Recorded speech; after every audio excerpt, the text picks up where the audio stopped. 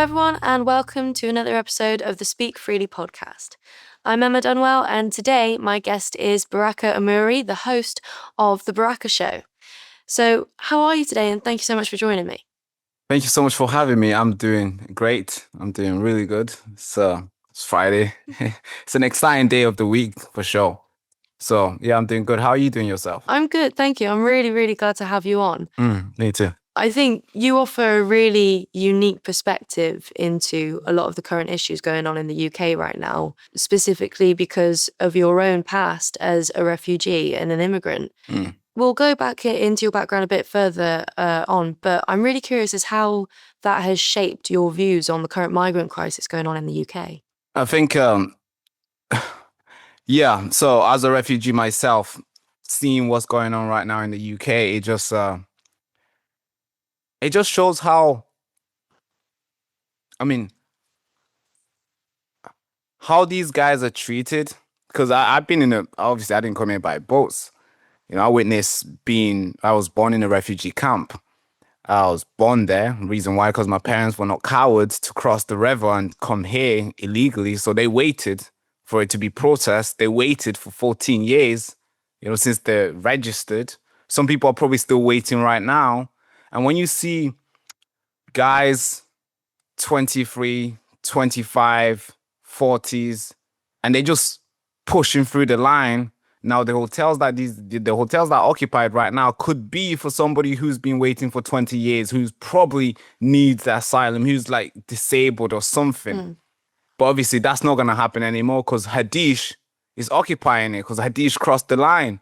So when I see these things, I'm like, that's unfair. And the way the government have been responding to it, it's like, it seemed like these guys don't really care as much for everybody else who's following the law, who's waiting, and anybody who crossed the line, or who basically comes here illegally, are the ones who are like, all right, he's here now. Let's give him all the benefits, all the perks, and I think that's deeply disrespectful to every single person who's waiting and waiting in line and actually begging for asylum, because there is people who need help for real, and I was one of them. Yeah, absolutely. And would you say that, because you said obviously it's usually men from like 23 to their 40s and I keep hearing this term thrown around, fighting age men coming over. What do you think about that? Do you think that we're seeing predominantly men coming over, and why do you think that might be?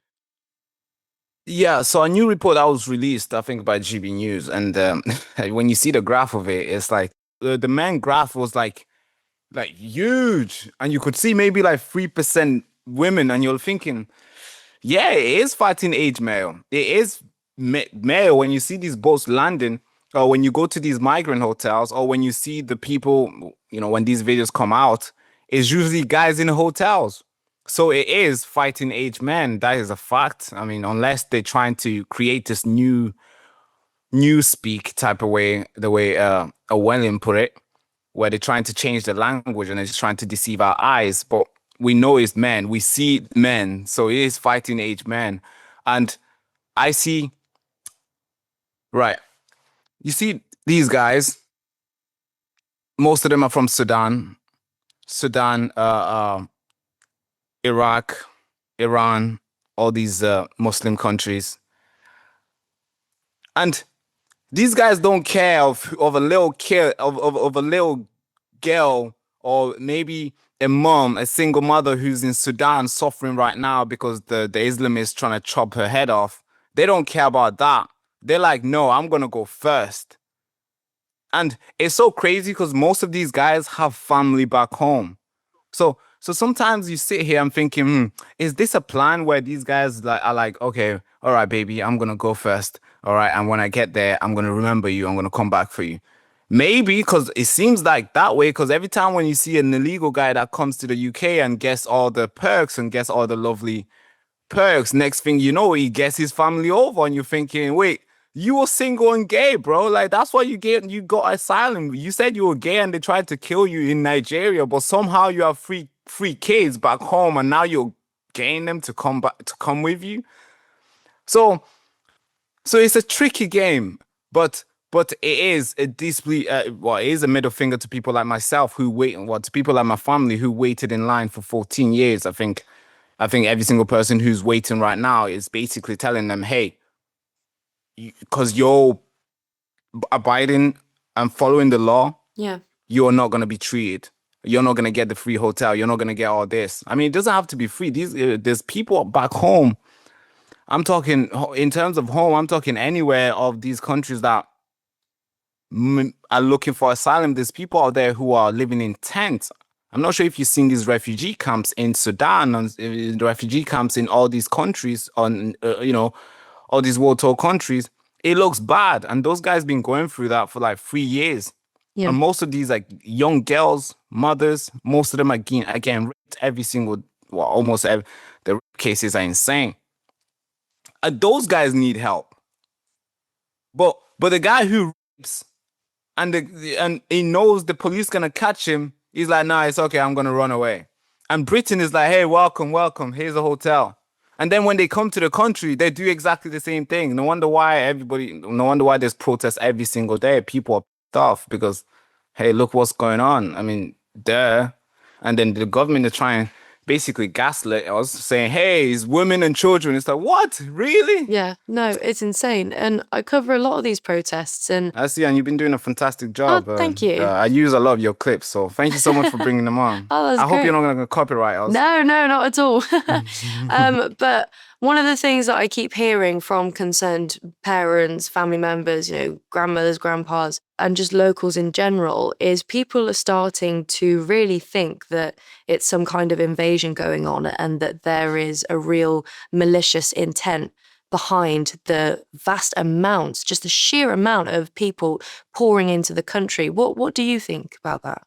I would still, I would classify as an inversion, but I would classify as an inversion, but then I would look at the other side of what the government are doing, because if we were to classify it as an invasion, then that means we are being attacked and the government is with us. Then they should do everything they can to protect the citizens, to protect the land, but they're not doing that. So then you have to look and be like, is it really an inversion? Are these guys really invading us? Because if they are, why is the government not going out there and putting an end to this? So that's the tricky part, because when you see these deals, when Macron comes to London, hug Keir Starmer and signs one in, one out deal, and then instantly a boat comes in. I think it was like thousands of plus in one day. That was the highest. And then they don't do anything. And then one time they caught one person, they caught one boat or one person and they sent them back. That was the first time they did the 1 hour deal. The mainstream media was celebrating like we put the end onto this madness. But guess what? The madness is still going on. But I'm sure the people at home, maybe Grandma, Susie, probably watching TV, BBC, and getting her news from there. She's probably thinking, yeah, Keir Starmer has nailed it. And, he's putting the final nail into this madness. Yeah. But no, these guys are still coming in. So, and then when you see new reports that just came out, that was broke by a former conservative MP, Andrew Bridgen, coming out saying, hey, these, under Rishi Sunak, these boats were being recycled, sent back to France so they can be used again. And you're probably sitting there like, wait, is that really an invasion, or is the government working with them? Yeah. Because there's no way these guys can keep coming in, and the public are like literally on the blink. A lot of people are throwing the word civil war. Of course, we don't want that. But you can see where we're going. Anytime from now, we could see another Southport type of riots, and it's going to be even worse. Yep. And then the government is doing nothing. And then I want to get back to Andrew Bridgen, because we broke this story, I think, when he's pursuing a legal case with these guys and he's trying to get them to swear under oath if they facilitated this or not. I think that's going to be a big deal. The world needs to know that. The nation needs to know. But then if they are actually sending the boats back, recycling it so that these guys can come in, then that's not really an invasion. That's basically the government importing doing them. something that we didn't elect them to do. And they've basically betrayed the public. So Yeah, I think the government is working with them. That's where I am right now. I think the government is working with them because any silly government, any third world country type of government, if they wanted something done, I'm sure they can stop a boat coming into their show for sure. Yeah. It's easy. No, I'm inclined to agree with you. It certainly does seem like the government is actively facilitating and importing these people in, especially with, I mean, when Labour came in and they scrapped the Rwanda plan, it's likely that we would have seen the numbers go down had the Rwanda plan stayed in place. Obviously, I don't know. I want to go back to something you said about, how aunts and uncles somewhere out there are just thinking, what the mainstream media when reporting on one in, one out, like it's some big success. How significant do you view the role of the mainstream media in, I suppose, being complicit in making the public feel like there is less danger than there actually is? Because, I mean, there's loads of people that don't hear about this stuff. And then they go out, Mm, to the big cities and then they see it for themselves and they're completely mm, shocked and they don't know any of this yeah. stuff because the mainstream media cover it up. Yeah, that's why you see when these protests take place, you don't see big guys like the Telegraph, like the BBC, and maybe you see a little bit of GB News. I want to give them a little bit credit on that. I know they don't want to do it, but because a lot of their supporters are right wing, so they kind of inclined to go out there and cover the protest. So yeah, I want to give it to that. But if they didn't have a lot of right wing type of supporters, they probably wouldn't be doing it too. Now, when you see the BBC, when there's a protest, especially in Epping, you didn't see those guys turning up. And if they did turn up, they'll go in to record the chaos because that's what they wanted. Maybe they sent a couple of Antifa type of guys, people pulling up in masks and police driving these guys in. Like literally, there's visual evidence. Police taking the mobs, the Antifa mobs, into the protest so they can get what they want, so they can get the image and the footage that the mainstream media will use to basically brand every single person that came there as a far right football hooligan, racist, and all these words that they were basically they throw at anybody who's protesting against the migrant. So yeah, so there is something there is a little bit of cover up in the mainstream media. They're not doing what journalists should be doing because this is the biggest issue in the country right now. And if when something's a big when there's a biggest issue, when there's one issue that is bigger than the other, everybody meant to go and cover it. Like election, when the elections are there, that's the biggest issue in the country. Every single mainstream media covers that. When there's let's say there's war, Iran and US and Iran, every single mainstream media cover that. Well, we're in the UK. The biggest problem is illegal migrant. Why are we not seeing the Telegraph and all these big guys with hundreds of billions of pounds in their pockets? Why they not sending the little Dirks? Maybe they're not sending a little guy with a camera to go and cover it. Why not? Because what they're gonna show is will basically will show that a lot of people, those guys who will be called far right football hooligan, they will basically prove those guys right, and they don't want that. So they are holding this. They are holding it. They're basically keeping this thing closely guarded. They don't want the guys who are still watching them to know this is true. They don't want people to wake up to the Tommy Robinson. They don't want people to wake up to people like yourself. They don't want people to the grammars, the old folks who are still watching the TV. They don't want those guys to wake up to the citizen journalists who are being called far right football hooligan for covering this. So yes, I do agree that there is a lot of play with the media out there, and I think the media is being controlled by government. Yeah. Because when you see this Afghani stuff that happened, I think we just got to learn after being covered by the conservative. I think the conservative, they're not even doing anything that's conservative right now. They've not been doing anything conservative. With the Afghani memo that's been leaked memo, somehow they had to bring in thousands of Afghanis in the UK, and basically the media were gagged to not speak about it. Yeah. I mean, what else is there that's going on that the mainstream media is gagged by the government not to speak about that we're going to find out the next 5 to 10 years? Why are we going to find out the Palestinians have been coming in for the past 2 years? Are we going to find out that in like 10 years from now?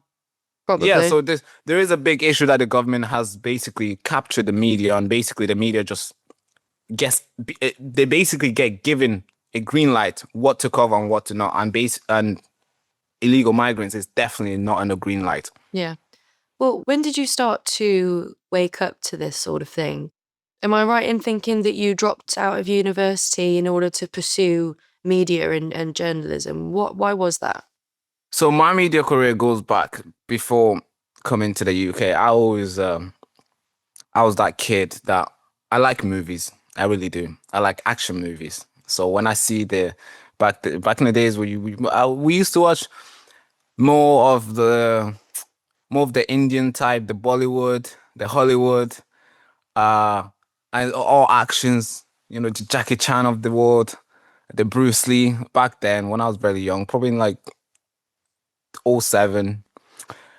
And I like that. I wanted to be in a movie. I wanted to be in front of the camera. I love being in front of the camera. It's like, hey, just put the camera on. That's it. It's my time, right? So when I came to when we came to the UK, after a long wait, of course, I was grateful. We got here, and I was given that privilege to be able to pursue it, not as like a dream, but as like a reality. And when I was here, I think when I was 14, I started a YouTube channel.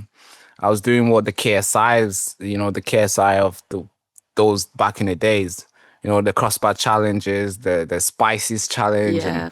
and truth or dare. So I was doing all that.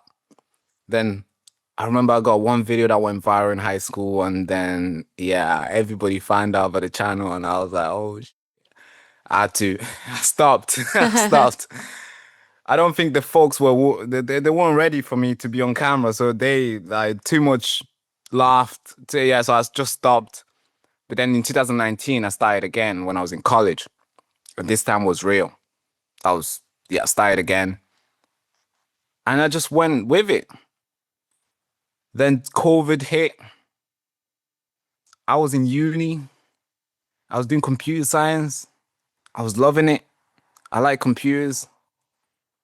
Then I just felt like, oh man, COVID is here. I'm learning from Zoom. I'm literally waking up just to show my face and let it play. Yeah. So I was like, okay, I'm wasting time. I'm wasting money. So all right, bye bye. So I didn't go back to uni after the first year. So then I went into business. I went into entrepreneurship. I launched my I joined a sales organization. I met a guy called Patrick B. David. I'm not sure if you heard of him. Yeah, he's a big guy. He's a big shark. Yeah, really. Yeah, I look up to the guy so much. Yeah, so I was in the warehouse when I stopped going to uni. I went to the warehouse. One time I was in the warehouse. I had AirPods in. You were not allowed to have AirPods in due to safety, but Right. I had them in listening to podcasts, and I was listening to Patrick B. David, and he was talking about how men are weak, how guys are not being guys anymore. And he was saying, hey, if you're a guy and you want to be strong, you want to be out there, you wanna grow, and if you're a young guy, the first thing I would learn is how to sell. I was like, wait, what? Really? And that just stuck with me. I mean, there's a lot of videos that people come out there and give advice. A lot of people just watch them like, yeah, scroll. But somehow that stuck with me. And I was like, okay, great. Next week, I quit that job and I joined the sale organization, 100% commission, door to door. I was going out there, knocking on doors, back and back. I was knocking on like hundreds of doors. Maybe that's why I can speak and persuade people the way I do, because I basically got into sales, Yeah. started selling, from sales rep to sales manager to, well, they have all these ranks that you grow through. And next minute you become a managing director and you open up another sale organization or sale department under your name, but like a little branch that you control and you rule. Basically like your little kingdom somewhere else in the country. And I did that. I got to that stage and where I opened my own, and it was freaking cool. I had over 27 guys working for me, teaching hundreds of people, doing all speaking events. So it was all fun. But the camera wasn't there. So I was like, man, I want to get back to the camera. So guess what? We launched the Baraka Show. And that's where we are today. And the goal since then, obviously, has been to be in front of the camera. And now the next 20 years from now, the goal is to be in the movies. I want to be in the Hollywood. I want to be in the, yeah. So that's always been my passion. And speaking of getting into speaking about the situation in the country, it started with the riot in Leeds. Right. 20 all right, so that was 2024. So basically last year, not long ago. It was June. Yeah, and it was police that was chased away from. Yeah, so basically the police went to take a kid from social workers went to take a kid from a Romanian parents, and the Romanian parents were mad, and yeah, everything kicked off. Oh, yeah, I remember. Yeah, I remember the video. Yeah, Yeah. The police started being chased away. Everything. There was yeah, riots everywhere. There were protests every single day. Things were burnt. Yeah, so it was chaos. And I wanted to. We covered that heavily. We were like the main one, and we had hundreds of views on that. And we were like the guys who, if somebody wanted to watch what's going on in aerials, they came to us. yeah, And from then onwards, we just kept on pressing and pressing and pressing, and it became a real thing, and it became a big problem. Then when Southpaw happened, oh man, it was even worse. yeah. It was insane. It went on for ages. Went on for absolutely Yeah. ages. So many police vans just completely destroyed. My friend Jack Hadfield was one of the Mm, journalists on the ground there. Brilliant independent journalist, and he got his yeah. tooth knocked out. They were all Really? screaming like, "He's a journalist! He's a journalist! Get him!" And yeah, What? he had his So tooth knocked journalists out. were not allowed? It seemed like Yeah. everyone was just against any media because you didn't know how to differentiate between independent and Mm, mainstream media, and yeah, yeah. everyone was just going nuts at any type of media that were there. Yeah, I see a lot of the mainstream media now. They try to pretend like they're independent now. They send one guy with a tiny camera, maybe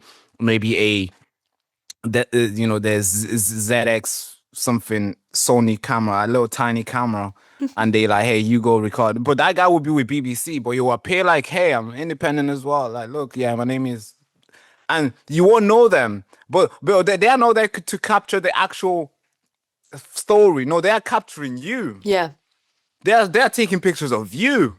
They are taking pictures of you throwing the bottle. They are taking video of you jumping on the car, and I have to say, there need to be a change in the way these independent journalists go out there and report. Because I understand if you're playing with the views and you want to get monitor, you want to, banking on the monetization stuff. Of course, the crazy stuff sells, war sells, yeah, warmongering sells, crazy footage sells. Yes, I understand that. But when you're going out there to record chaos, you know who you're actually helping? the left. Exactly. Yeah, They use your footage. They 100%. use that. And they're like, hey, look, they're jumping on cars. Hey, Yeah, look, they're burning people in the houses. You know? Because you went to record the video. And I get it. It gets hundreds of views and it's lovely. And the next 2 days later, your monetization, updates and you're like, whoa, that video made 300, £300 on one video. You're like, wow, where's the next protest? I want to go again. I get that, right? But hey, you have to think the long term. You're not helping yourself. You're not helping the so-called movement that you claim to be a part of. it's not You're helping the actually helping cause. the mainstream media to use this content on you Yep. to slander you. And most of the time they use Tommy Robinson. They're like, hey, Tommy Robinson's people went out there and did this. So you're not helping yourself, first of all. You're not helping Tommy Robinson, and you're not helping the right wing, and you're basically destroying the Nigel Farage of the world because the left hates the right so bad that they are so united that they'll do anything. They'll use any footage to attack anybody who's on the right. Yeah, So even if you record the video and you are from the Restore Britain type of organization and you hate Nigel Farage, because you're from the right, the left will use that to undermine reform as well. They're like, yeah, look, reforms people too. So I do think there needs to be a different approach of how these so-called independent journalists go out there and record, because most of the video that we've seen the past couple months have come from the independent journalists, and most of these videos have been used to slander the movement and stuff. So yeah. But that's my story in a nutshell of where my story with a camera, and hopefully there'll be many more other cameras in the studio. So yeah. we like being on camera over here. Well, you do very well on camera. I mean, your videos Thank you, are appreciate you. fantastic. I mean, it was funny. My mom actually found your channel a couple of years back No before way. I did. So she was watching you from way back. She thinks you're absolutely brilliant. Thank you, appreciate you. Say hi to her as well. Say hi. Well, she'll Yeah, be for sure. watching. Oh, thank you, Mom. How you doing, Momsy? That's good. Defiance Records, bringing you the best music from the movement. Ramisa's Never Give Up and Mad Mix's You're So Right are now available as a double A side on Defiance. Plus, now out is the fantastic Ballad of a Toolmaker's Son from Trevor John. Where's old England? And out now, The Albion by the Speakers Choir. The Albion. All available on Defiance Records. So we've spoken about the current chaos that's going on in Britain at the moment. Where do you see things going? We briefly mentioned earlier that we've both kind of heard on people's tongues is civil war. Do you think that we're going to see civil war? And what do you think that would actually look like? Because obviously people picture rioting in the streets, fires, this, that, and the other. And then the other half of us say, oh, well, we're Brits, we're a tolerant lot. So what do you think it would actually look like?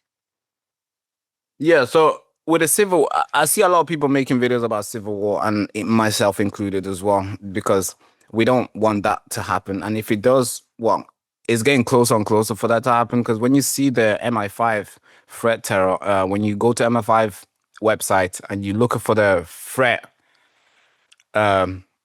monitor, it says we are number 3. So it goes low, moderate, and I think even low, moderate, and severe is the last one. Number 4 is something else.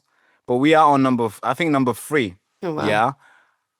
And a lot of people are saying, hey, that's been like that for a very long time. Oh, that has been like, yeah, but okay. But when you go to 2015, it was high. When you go to 2017, the Manchester bombing literally happened near my house. But that thing was high. Yeah.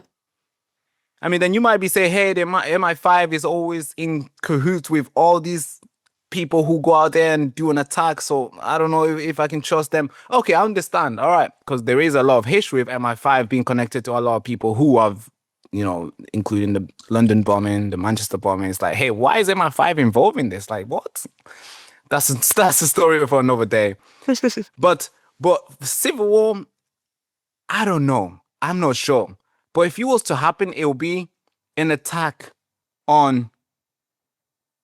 I think it will be very bad, and I'm seeing young children being hurt. That's what I'm seeing. It won't be an attack on. I mean, damn, like when you just think about it, you get image in your brain and you're trying to process it, and you're like, wow, it does not give you any good option. Like, because No. all the options are like people dying and the world capturing, the Britain capturing on fire. And that's not a good image to juggle in your brain. So, but I don't see a civil war happen. I see a Southpaw type of style happening. Yeah. But this time it will be bigger, and maybe it might be in different places. And then locals will respond, and they will go for longer than Southpaw. And I think it's gonna be very bad. And I hope it doesn't happen, because we see a lot of rumors. Information is coming out. I think I was reading this tweet from Active Patriot. He does a good job on Twitter. He made a post about people in the hotels, that they are agents waiting to be called upon on duty. And they're like basically like sleeper cells type of individuals, and who will go and attack kids, or the target will be kids, infants, people in primary schools. And obviously the government is not saying anything. They're not confirming that, because if they do, locals will respond and people will get more angry to get them out of the country. But then my team and I did a research to find out, hey, okay, cool. If Active Patriot the guy on Twitter is claiming that there's gonna be an attack on children in schools. Okay. All right, let's see what schools have done then. All right, maybe schools might give us an indication if it's true or not. And then we did, and we seen school updated 13 of their protocols. And you're thinking, wait, why are they updating this? And what is it that they're updating? And then we did look at it, and we seen they updated the terror threats. They updated bomb squad. I mean, why is the school updating the bomb squad? Why is there active? You know, they have terror threats relief. They have bomb threats. How to, hide. They got all these no mini bunkers, but they got places where students can hide now. Yeah. And you're seeing all this, and you're like, okay, all right. So this guy has claimed there's going to be an attack on kids. The government is quiet. But then in July, the government updated 13 of their school protocols for safety. And all of them were about terrorists, bomb threats, and all these things. Security, multiple security guards in school now. Have you noticed that? Yep. And you're sitting there, you're like, okay, he claimed this, and they're doing this. The government is saying nothing. So what is there? Yep. What is there that they're preparing for? So, yeah, I am seeing, I hope not, but man, it's going to be very bloody, and I hope the young children are kept safe, and yeah, it's going to be scary. I mean, the thing is, parents themselves are coming out and saying, yeah, my child has been telling me that they've been learning what to do in this situation and that situation, and it's all always something terror related. And I'd be interested, well, not interested to see, because it's completely unimaginable, but I really do wonder if our current government would be willing to go as far as almost allowing it to happen. Because if they're not telling anyone about it, and what they'll say it's for the sake of social cohesion. They won't want people to riot and all of these things. But if there is a mass group of people, by the sounds of it, preparing an October 7th style attack on British schools, is that not deserving of a riot? Is that not essentially, if you go back far enough in history, that would have been a call to war? And we're just supposed to sit behind our TVs and go, okay, Mr. Newsman, we won't do anything. It's ridiculous. Yeah, I mean, just look at the invasion in the country. Well, the so-called invasion, I would say, because obviously I'm saying it like that because I think the government is a part of it. So if the government weren't a part of it, then I'll call it an invasion. I think the government is basically doing what we didn't elect them to do. But if hundreds of people, 2022, 45,000 people crossed. That's the ones that that's the government's number, right? That's the highest it's ever been. If that happened in the early 90s, bro, we're going to war type of attitude that the government would push out. But no, not today. No, it's just it's just a irregular migration then, all right? Yeah. Right. But going back to what you just said, if this was to happen, it would look like the government have been knowing, and it seemed like the government have basically putting the kids at bait. To be fair, I would not be surprised. And that's a big thing for me to say. Yeah. Reason why, because when we do all these diggings, because all we do is just look at history and see all these attacks and try to cover it in the best way possible for folks to understand. When you see 7/7 attack, and you see the mastermind, who they're trying to release, by the way, it's insane. When you see the mastermind, he was trained in the United States, by Al Qaeda, and then he was a guy involved in 9/11, and police have the UK police knew about him since 1998, and you're thinking, okay, so they knew about him almost 10 years before, so 9 years they knew about him, but they didn't do nothing. Yeah. And the reason why they didn't do nothing is because he had a different name. Well, his name was spelled different in the police database, but they had a picture of him. And then 7/7 attack happened. They found out this guy made 22 calls to the bombers, and then MI5 somehow was running a drill nearby on how to survive an attack. It's like, wait, so you knew about him, you were running the Yeah. drill and you did nothing. All right, okay. And he made 22 calls and you did, okay, all right. Let's just hope that's a coincidence. Okay, perfect. And then when you look at Manchester Arena, 2017, May, I think it was in May, because I remember I was in school. The young girls, they went to party. My little sister wanted to go. Yeah, it happened in Manchester, not far away from the place where, well, I'm not in Manchester anymore, but not far away from where my parents live. So that was painful because the next day we had to moan, and because a lot of the girls that went to my school went there as well. So it's like, whoa. But then when we did searching on this guy who did this, we found out he somehow worked for the MI5 in 2011. And it was like, what the really? In Libya to topple what's the guy? Muammar Gaddafi. And you're like, okay, all right. Too much information now. It's like, what? Somehow MI5 and the British intelligence are always like, oh, Yeah. so you knew about him and still happened? And then when we go to the recent one, Southport, July 31st, 3 young girls get butchered in a dance school. And you're thinking, okay, maybe they didn't know anything. But then when you look at the police, they knew about this guy. You're like, what? Yeah. Once again. Yeah, so and then the school knew about this guy. His mom found a machete in his room, and somehow they did nothing till now. It's like, hey, just and they didn't label it as a terror attack when it happened. And you're thinking, what the heck is going on? So if something was to happen in schools right now, I would not be surprised if later on we learn that the government had known, like they knew about it. Yeah. So yeah, it's a dangerous time. It's a dangerous time, and I try to put it out there and inform the people of what I know. And yeah, so if something was to happen right now, it'd be dangerous. I think it would be bad, and I hope the British intelligence actually do their work. I mean, not their work after it's done. I mean, their preventative action to make sure it doesn't happen.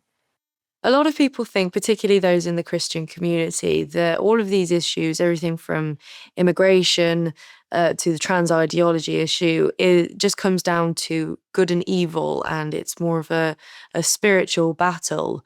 Do you agree with that? And do you think that most of this could be solved if Britain went back to its traditional Christian roots? Yeah, I think that'll fix a lot of the issue. It'll fix the issue of it'll fix the issue in terms of like the left letting their country being basically capitulating into this, into irrelevant really, and they're literally shooting themselves not in the foot, in the head, and I mean that metaphorically. So before we start getting demonetized and stuff, so if we go back to Christian value and fully, I'm talking not just having the church empty. I'm talking people in the church on Sunday, Bibles out there, and pastors or preachers are able to stand in the street and put the little chairs and stand on top and preach like the old days. I think a lot of things will change. Yes, we'll still see some other problems. We'll still, obviously, not everything will be changed, but it will change the attitude of a guy who comes from Syria, or maybe a guy who comes from Pakistan and thinks can just come in and just change the way and be like, all right, let's get Sharia law involved. No, it will change that attitude, and it will probably change the mass growing of well, a lot of people are saying Islamification of Britain. I think that will change, because it will not be acceptable, because there will be one God and one way to go. And it won't be, of course, we won't force everybody to be like, all right, everybody, all right, Muhammad, come to church. No, obviously not. But it will change Muhammad's action to go out there and, and start attacking preachers. It will change Muhammad's action to start calling for Sharia law. It will change Muhammad's action to, it will maybe change Muhammad's attitude in the way, the British culture and stuff. Maybe he will be okay with be tolerant with another, because we see Islam, a lot of Islam, they're not tolerant at all. It will change the attitude. Yeah, it will change the attitude of the grooming gang, and I think it will empower the politicians to actually stand up for what's right. Yeah. Because they'll have, well, I mean, obviously now we see politicians who go out there and now they're swearing on Quran in the parliaments, and you're like, what? So it's like, okay, but if they believe in God and they know God is watching their decision every time they're working, and when they are seeing a case of Abdu who raped a 13-year-old kid, and they know God is watching everything, the judge will make a different decision. Yeah. Because the judge will be like, okay, this is evil. This is the devil. All right, the devil needs to be locked up. But obviously, because we don't have that, we have this woke ideology be pushed everywhere and like super tolerant. Okay, I don't mind people being tolerant, but this is way too much where a guy just gets slapped on the wrist because he did something to a young girl. Oh, but he didn't know, so yeah. No. Yeah. That's silly, and that is not godly behavior. And I think they have convinced themselves and the world that evil doesn't exist. So now they act in pure impunity, where it's like they just do whatever, man. And it's scary where we're heading into right now. And I think Labour has just, obviously the Conservative did exactly the same thing, but Labour is like doing it like faster and like out there blatantly to the world, like we don't care type of way. I mean, even reformers, backpedaled a lot, and people get upset with me for saying it, but I think that reform have become conservative 2.0. They've gone completely soft. I mean, even they themselves were suggesting the one in, one out scheme for immigration. It's an absolute joke, especially when I remember sort of mid to late last year, when everyone was really, rallying around Tommy Robinson because he'd just handed himself in October. And that was when Richard Tice went on and described Tommy Robinson's lot as that lot. And I think that was when Reform's voting base just decreased massively and they shot themselves in the foot. Think about the way that Reform has kind of gone from being, the strong new right wing to a bit more... I wouldn't say centrist, because I would count myself centrist, even though people call me far right. I think my views are actually quite centrist. I think your views are actually quite centrist. It's just that we've been labelled far right. I don't think we're actually right at all. I think we're quite centrist. But Farage is now almost leaning over to the left. I mean, even with this decision about what he said about trans women, biological men being in women's prisons. It's a joke. What do you make of all of that? And is there a single political party that represents you at the moment? So in terms of political party, I've not endorsed any party. I don't think I would do publicly, because I like people to make their own decision. Of course, I'm up for. I like criticizing the people's policy and reform. There's so much things to criticize, man. This baby blue came out of nowhere.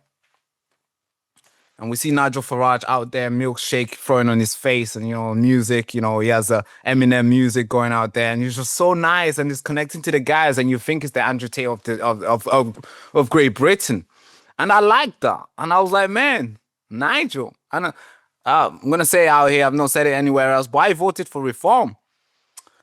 So obviously that's done now. Yeah. Now today, it's like these guys just thought, okay, let's just say what these guys need to hear, get ourselves in the chamber, and then we'll say whatever we think now. So we see Richard Tice, we see this guy Zia Mohammed Youssef coming out of nowhere. He made a donation, and somehow it's like if you make a donation, you can instantly buy yourself into becoming a chairman. I didn't think it was that easy, but hey, Nigel Farage has proven us how easy it is. I'm sure if I have £2 million, I can probably become the co-owner of the stuff, whatever. 2 million, you could become prime minister with that money. I'm telling you. So when you see what they've done, like the way they handled the Tommy Robinson situation, I think that was unnecessary. Yeah. Because they did it while Tommy was not able to defend himself. Well, they did that purposefully. Exactly. They kept on doing it as well, even though Tommy never said anything. I remember when Nigel Farage was asked during the inauguration day. I think it was in America when he was asked about Tommy Robinson. I can't quote him on this, but he said something like he doesn't want to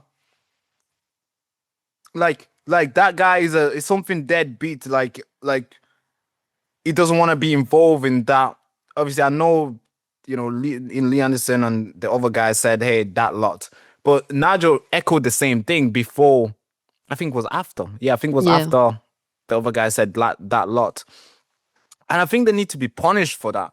Because when you disrespect your constituent, we have to bring you back in line, because we're the reason why you exist. You could have been some guy working for Tesco. If some people are wearing Reform t-shirts, some people are out there making videos and editing and making Nigel Farage look good. And the moment when Nigel goes on TV and backpedal on what he promised, I think it's important for people to criticize and bring back on course, because hey, he's the horse and we are the riders. We are the one in control. So if we slap the horse to go left, we want it for it to go right. We want it to go right. And when we slap Reform and be like, hey, no, stop doing this thing that you're doing with Nigel Farage, with Tommy Robinson. Stop unnecessarily attacking the man who can't defend himself. But guess what they do? They just double it. And then when you see these guys being asked about guys with penis going into females' jail cells, and you're like, really? This is what Conservative did, and look at what they got. This is what Labour are doing. Yeah, exactly. And guess what? But I think to be where they are right now, I kind of get what Nigel is doing. He wants to play ball, and he knows he wants to play ball, and he knows getting at the very top, you're gonna need a lot of money. You're gonna need a lot of backing. You're gonna need all these institutions that we don't like, right? The globalists, the establishment. And when you want to be established yourself, you're gonna play with them, or you're gonna be locked out, or you're gonna put you in jail for something else. They might find something on Nigel Farage. Hey, you kicked a dog 6 years ago, all right, you're going to jail for 10 years. They might find that. So Nigel is probably just playing politics, and he's thinking, okay, if I can get £2 million from the Saudis, I'm not saying that's what he's doing, but if I can get £2 million from the World Economic Forum, okay, that £2 million I can be able to recruit and promote a lot of crazy stuff that will still get me a lot of new people, rather than me saying how many people are supporting them right now, how many people are disagreeing with them right now. Let's just say 30% of the voters disagree with what they're doing.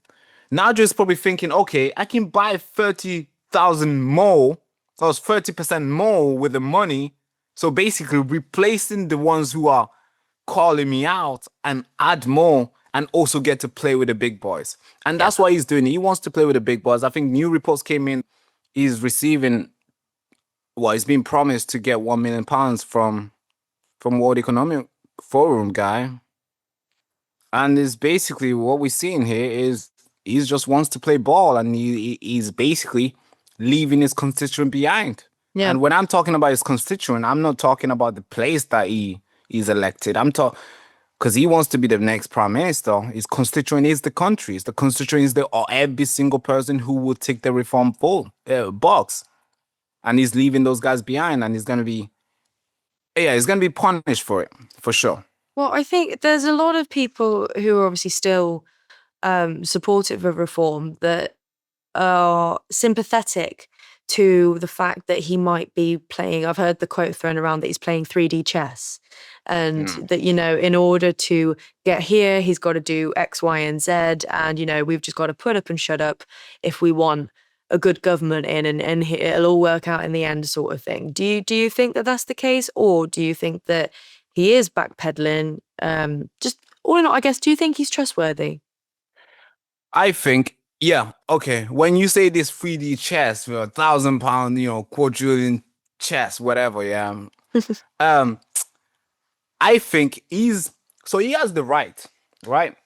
not many of them, but he's been recruited. He has a lot of his voters are right wing, and now he's trying to recruit the left because for you to win to get in government, you want to get half, right? Maybe you can get 50% of the right, or maybe you can get 10% of the left, or maybe you can get the middle guys, you know. And he's trying to do that, and he thinks that the right will stay. But here's the problem, though, because when you try to go and recruit the left are so needy that they're gonna want to push and push and push and push, and that's what they've done. So the left probably said, "Hey, if you want to recruit us, say you do not support mass deportation." And he went out there and he said it, and then and he felt like, "Oh, thank God, the left will join now." And the left are like, "Hey, we've changed our mind. We want you to go out there and say guys can turn into girls, and they need to be in the same prison as, you know, girls." And he went out there and echoed. Soon, they're gonna come out there and be like, "Hey, zero deportation. We need you to say this." So they are so needy, and soon that's what happened to conservative. Look at what happened. How is conservative allowing? I mean, 14 years of the Tories, and look at all the mess. The highest number of illegal migrants happened under the Tory. We paid £50 million in 2021 or 2022 to increase the border patrol vessels in the sea. Somehow, Look how well that worked. in 2022, that went up. We paid more money to put more guys in the sea to patrol, but somehow the boats kind of like swerved around these guys. Somehow these guys from Sudan can really, you know, I don't know how they're controlling. They these can really things, but whip the hey. boat around, yeah. And somehow we received 40,000 thousands of people, and that's the ones that the government are claiming. So it could be more. We can time that by 2. So that's conservative there. The Labour, obviously, they don't need to pretend. They are obviously left, and they're gonna do lefty stuff. And Nigel Farage is basically joining the boats, and they are dragging him this side. They're dragging him this side. Soon, he's gonna come out there and say some crazy stuff. And I think his delusion in the sense of, oh, the people who have already recruited will stay here. And that's the worst thing to do, because the people you've recruited are the ones who recruit more people. Just keep us here. All right? We can speak. Word of mouth is the greatest marketing ever. Forget social media. It's the most persuasive way to recruit somebody, talking to them in real life. And now, if you are pushing me behind and you don't represent me anymore, do you think I'm going to talk to my grandma next time when he's about to vote? Do you think I'm going to persuade her to vote reform? Probably not, right? Yeah. So he's basically going for the new shiny new toys, and he's leaving the ones that have kept him grounded and kept him and basically empowered him to get where he is today. And that's a big problem, and he needs to fix that immediately. And maybe, I get it, we got a long time. So of course, this 3D chest can like soon become clear to us that like, whoa, wow, what a genius guy. But I think that's going to be tough, because I get it. News go fast. They say stuff and he runs away and we'll forget about it the next day. Yeah, I get it. But no, when you turn away the pillars of your table, the thing that's been holding your food, the thing that's holding your table, and you take one pillar out, I'm sorry, it's gonna wobble. And soon it might fall, and you won't get anything to eat. And that's what will happen to Nigel Farage in the next election, unless he changes the way he's doing. But that's my take on Nigel. I think he's messed up a lot. I looked up to him. I still do. He's a cool guy. I would want to chat to him. I found him quite funny. Yeah. Yeah, he's a guy that you would want to go in a pub with. Funny guy. To be fair, I would imagine that sitting down and having a pint with him would be one to remember for sure. For sure. Definitely. He's a cool guy. One of the last topic on my mind that I wanted to talk to you about is how you are navigating your way through the online harms bill.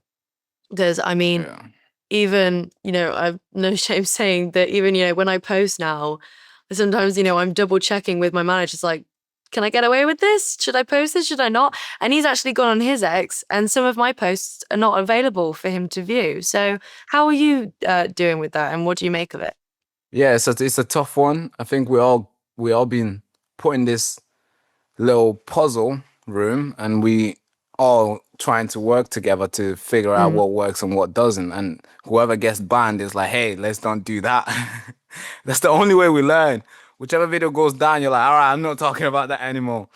And we've faced it the hard way because almost every single week a video is going down. I mean, almost every single week a video is going down. So that's a huge this online bill act. TikTok has banned us. We can't do much on TikTok. Over 100K plus followers. It's useless Gone. now. Wow. So that's TikTok there. They don't play ball. TikTok is it's a very sensitive app. And it's so insane because these guys are the ones, the same government that allowed young children to be, I'm not sure if I can say this, to be like basically, that sold the young children to be, what's the word? What's the softest way I can say this? Because they might, to be grouped by the Pakistani grooming gang, the same government, the same prime minister that was in charge in letting the runner, you know, the Jimmy Savile, the fancy runner guy, because apparently there was not enough evidence. The same guy is pretending to care about children. The same safeguard minister who declined to go into grooming gang after so many requests. The same person somehow is coming out to care about kids and like, oh, we care about kids. We don't want 14-year-old into porn. Okay.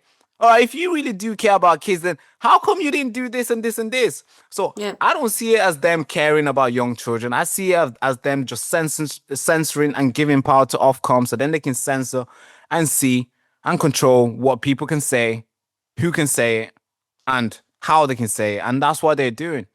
Now, how am I navigating through this? So we've basically copied the mainstream media.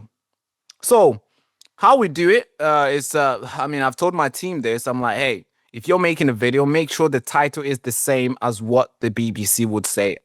Just make sure that's the title. I know BBC would not report it, but if BBC was to report it, how would they write it?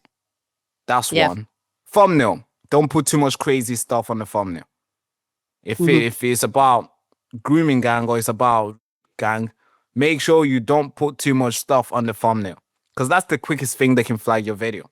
And when I'm talking, because obviously that's my job now. I don't know, maybe we're going to have to start learning sign language. Maybe. Hope everybody maybe start learning sign language and I can do some signs and, you know, tell you guys how the real story. But that's the way now. We basically title the same as the mainstream media would. And we put the thumbnail the same as the mainstream media would. And the rest, I leave it to myself. Whichever story I think, whichever, now I take my time when I speak. I don't know if I talk very fast. If you go watch my old videos, if they still exist, I speak very fast. But now I'm like, hey, it's like I'm walking on the rocks. Yeah. You know, treading on eggshells. Yeah. I'm stepping it first and test if that rock is strong enough for me to pull my whole weight before I step on the next one. So that's the way I talk now, because I can't just go, brrr. They'll take me down. Because I'm going to tell the truth. Yeah. I'm going to say it how it is. And they're like, man, we don't like that. And that's a problem here, because I don't think it's applying to the mainstream media. To be fair, it is applying to them, but it will not affect them because they don't care about the truth anyway. Yeah. Oh, it's insane. I mean, I've said it so many times. People are probably getting a bit sick of it, but I don't care. I'll see it until the cows come home. The BBC breached their own editorial guidelines over 1,500 times, and they are still considered our national news broadcasting corporation. It's absolutely ridiculous. Exactly. So yeah, if you could give everyone obviously where they can find you, any upcoming stuff you've got going on. Obviously, you know, I don't know how you do like spoilers for upcoming videos at all, but just anything that you'd like to promote at all, and then where people can find you. Yeah, hi guys, it's the Baraka Show. So when you search up the Baraka Show on YouTube, we'll come up. Yeah, if we're still there, you never know. Things change quick. So yeah, the Baraka Show on YouTube, the Baraka Show on Rumble, the Baraka Show on the website. Well, the website that you can watch the show now. So it's completely free. The whole point of doing this was to bring you the information for free. So of course you can support us on Patreon and stuff, but the main point is to give you the information for free, because I think, you know, that's why we got the merch now, and that is launching on Monday as well. The merch says the nation needs to know, and that's the reason why we've been doing this. The nation needs to know. So you can support us by buying the merch or joining the Patreon. But every other website, TikTok, the Baraka Show, Facebook, the Baraka Show, YouTube, website, everything, the Baraka. Just search up Baraka Show everywhere, you'll find us. Assuming the digital gulag has not, they've not taken us down. But yeah, thank you so much for having me on. So yeah, we got things going, we got things coming up, but right now, just the website coming and the store where you can support us. But Emma, it's been a lovely conversation talking to you. Oh, amazing. Oh, thank you so much for coming on.